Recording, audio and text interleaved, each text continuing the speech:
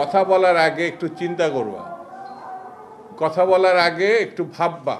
যদি বিএনপির লোকরা প্রস্রাব করে একমাত্র, তাহলে প্রস্রাবের তোরে ভেসে বঙ্গোপসাগরে গিয়ে পড়বে। জনগণের ভোটে নির্বাচিত হওয়ার পরেও যাকে ঢাকার মেয়রের দায়িত্ব দেওয়া হয়নি, সেই ছেলেটি ইন্ডিয়ান ইসরার।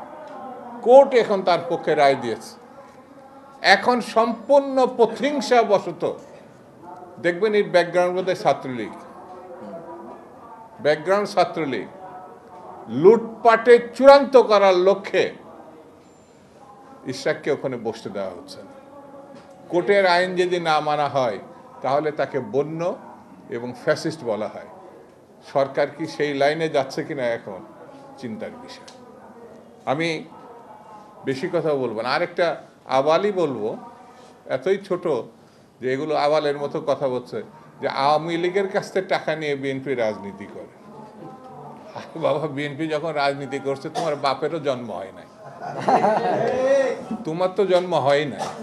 বিএনপির কি দেখছো? বিএনপি যখন রাজনীতি শুরু করছে, বাংলাদেশের কৃষকের, শ্রমিকের, মেহনতি মানুষের উন্নয়নের নেতৃত্ব দিয়েছে শহীদ জিয়া রহমান। কইছিলা বাবা?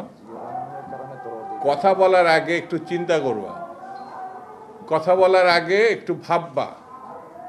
আমরা ভেবেছিলাম তোমরা জাতীয় রাজনীতিতে এসে একটা কিছু হবা, কিন্তু আবালের মতো কথা বললে পারে তোমাদের সম্বন্ধে মানুষের ধারণাটা কোথায় যাচ্ছে একটু ভেবে চিনতে দেখ। বিএনপি একমাত্র দল যেই দলের নেতৃত্বে এসে আপসীন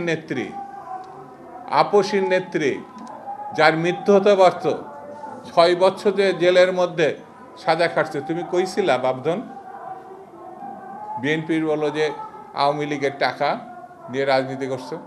যদি বিএনপির লোকরা প্রস্রাব করে একমাত্র, তাহলে প্রস্রাবের তোরে ভেসে বঙ্গোপসাগরে গিয়ে পড়বে। সবকিছুর একটা সীমা থাকতে হবে। এমন কোনো কথা বলবা না যে কথার দায়িত্ব নিতে পারবা না। বিএনপি সম্বন্ধে যে অভিযোগ করছো, সেই অভিযোগের জবাব যদি বিএনপি শুধু থুতু ফেলে, সেই থুতুর মধ্যে তোমার খুঁজে পাওয়া যাবে না। সেই জন্য আমি বলবো, হিসাব করে কথা বলা, হিসাব করে চলা, আর গণতান্ত্রিক রীতিনীতি মানা। এটি যদি ব্যর্থ হও তাহলে ফ্যাসিস্টদের তুমি একজন হিসাবে নিজেকে চিহ্নিত করো। এই ধরনের প্রতিহিংসামূলক দৃষ্টিভঙ্গি নিয়ে রাজনীতি করা ঠিক হবে।